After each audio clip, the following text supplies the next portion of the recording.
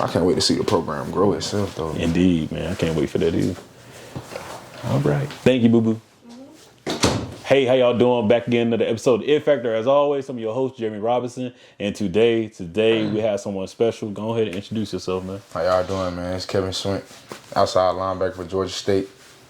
Indeed. Yeah. So with that being said, how you doing mentally, physically, and emotionally? I'm doing pretty good, man. Shoot, can't complain at all, man. Mentally, in a great space. Physically, healing up after the season, long season. Just overall, man, I'm in a good place right now. That's good, man. That's good. So I would say, what went into you, first off, let's take it back a little bit. When you came out of high school, you great standout athlete at Carrollton, man. How was that transition for you? And what went into you saying, you know what, I'm going to go play ball at Clemson, man? Yeah. What went into that, and how was that time for you? I mean, I always dreamt about playing college football, especially at the highest level. Really, watching my brother play when I was a little kid, I always watching all of them play. So that kind of really inspired me to go play football. And then when I got the opportunity to go play at Clemson, I was so blessed for the opportunity, and it worked out for me, you know. Gotcha. I learned so much, and I built the foundation, so, and look where I'm at now, here. Indeed. So with that, I say, what is your it factor? Why do you do what you do? My family, my mother and father, seeing my mom, she getting up early, taking me to school, working 2 jobs. My father working overtime sometimes, seeing him coming home at like 4 o'clock in the morning, 5 o'clock in the morning. So, you know, that really put me in a different perspective. You like, they working this hard, taking me on all these visits. The least I can do is go hard on my end and repay them back if I'm blessed. Got you, man. So, I would say, how is it balancing being a student athlete and student first and then being an athlete? How is that for you, man? Growing up, my mom, just for instance, she put everything at school first. So like, I understood that I played football and all that, but like if I came home with some bad grades or something that she wouldn't agree with, she'd be like, I can really take it away from you so fast. So she really made me understand how big education was, because at the end of the day, we all know football is going to end. So yes, indeed, you really need to value that and learn something out of it while you're doing it. Definitely, man. I say my mom was the same way. I never forget, it was pee-wee football all the way up to high school. Even when we think about college, my mom was like, hey, you ain't gonna get into no college if you ain't doing school. You know, and then always like I would get in trouble. Yeah. And it was more of, looking back now, I'm thankful she did it, because it made me a better student. And now look, graduated college and also got a master's, man. So I would say that, yes, football was fun and things, but you're right. You got to take care of education first, man. So I commend your mom for that, man. That's what's up. Shout out to mom. Yes, indeed. So, like, man, I would say this. I love this question, man. So, who is Kevin outside of being a football player, outside of all the things that people know you for, man? Yeah. Well, I would say, you know, a real determined, respectful, you know, educated, and out thinking guy. Really, I kind of want to. Well, I kind of just say I just be myself, and with me being myself, it just brings out the genuine care that I have for other people. You know, I always want to see other people succeed just as well as myself. So I mean, that's really how I think about myself. I hope everybody thinks about it the same. So right, you know, that's what's up, man. I can see that even from me communicate with you and communicate with D-Win, man. Yeah. D-Win was like, hey, cool dude, like me and you. He gonna hit you back. Oh, yeah. When you did, I was like, yeah, bro, cool. Let me go ahead and see. Let me speed the process up, you know. So definitely, and doing that, man, I say, so do you have any desires to play in the NFL, man? And what would that mean for you, that your name got called, either way how it goes? Man, I have so much desire to play in the NFL. I feel like that's really why I'm playing the game of football right now, because I just love the game of football, you know, outside of all the other stuff that come with it, especially in this day and age. I feel like I'm one of the last ones left that actually love the game of football and love playing. So, you know, whether it's me getting signed undrafted or me getting hearing my name called, I'll be blessed either way, just as long as I have the opportunity to go fulfill my dream. That's what's up, man. I would also say, so how was that transition from leaving a Clemson to coming to play ball at Georgia State University and having to pack up and make that move, even though it ain't that far of a move? But like, how was that for you? I would say it like this. It's like, you know, like any other thing in life, you leaving so much up there that you done built up, you know, friendships, you know, all types of networking bonds. Definitely. You know, it's kind of like that. But you know, from making the transition here, I think I took it very well, you know, because when I made the transition, I came here for one thing, you know, one thing only is to get myself better and make people better around me, and also change the culture and do all these other little things to play ball again, to feel the happiness again of going out there and strapping it up and giving it my all, knowing that I can take a little break, come off the sideline, and go do it again. So the little stuff like that, I can't take it for granted at all. Definitely, man. So with that being said, I'll also say this to you. So what are some things that you would love the world to know once it's all said and done? Need to be, you got a long time, you gonna play ball. Let's let you know that. But outside of that, man, what are some things you would like to be known for once you do hang those cleats and that helmet up? A guy that gave his teammates his all every day. A guy that gave, his all to everybody in the building, no matter whether it's the janitors. I respected everybody in that building, and I also respected the game of football. Definitely. I know that it can be taken away from you so fast, and it also can push you to somewhere that you never thought you can go with. So I feel like that's really the overall outlook that I got of it. That's awesome, man. So how was your first season at Georgia State, man? How was some of the ups, the downs, man? How was it overall? Overall, I learned a lot about myself. I learned even more about myself than I learned at my previous place.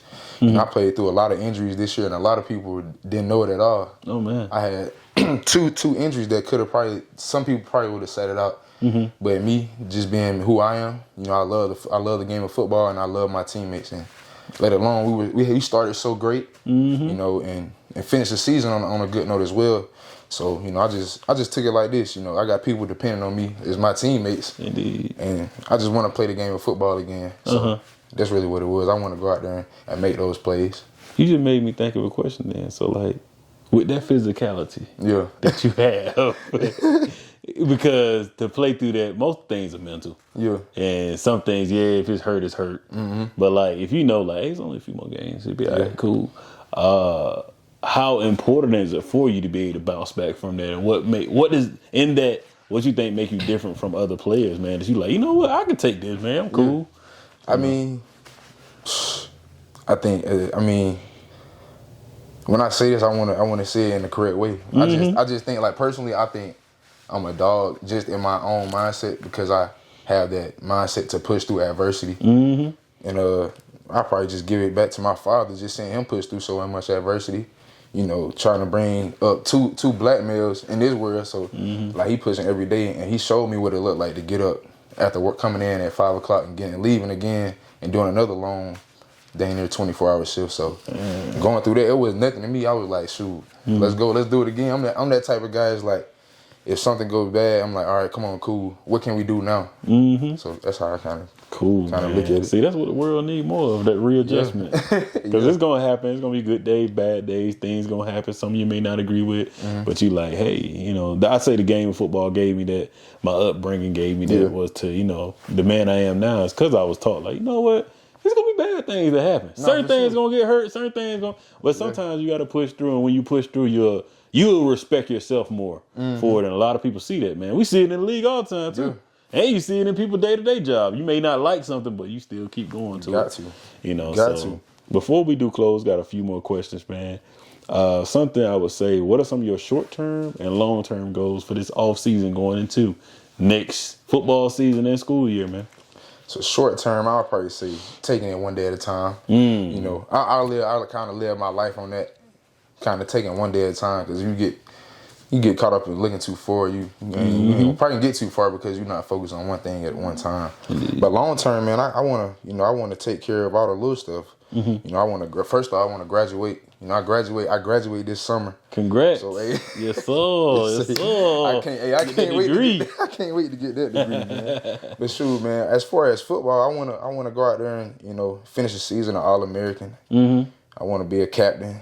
I want to bring back a Sun Belt championship to Georgia State. I feel like it'll be the biggest flex of all, because like, you took a team, well, not me taking a team, but a group of people coming together with a program so small that just started up to win a Sun Belt championship in 14 years of starting a program. So that would be huge, and just to see how Georgia State would grow after that.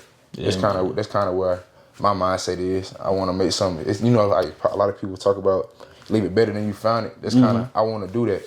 And I feel like that'll bring so much peace and so much gratitude over being at Georgia State, knowing that I did something, I was a part of something, you know, that can never be taken away. Definitely, man. You will never forget that either. And I feel like you can do it. I feel like y'all have a team that can do it, especially seeing what y'all did this year. Yeah. But I give it to you for you being the person you are, Kevin. For me, you, just from this one day sitting here. Yeah. I know most of that and everything is going to happen how you need it to happen because you got that grit.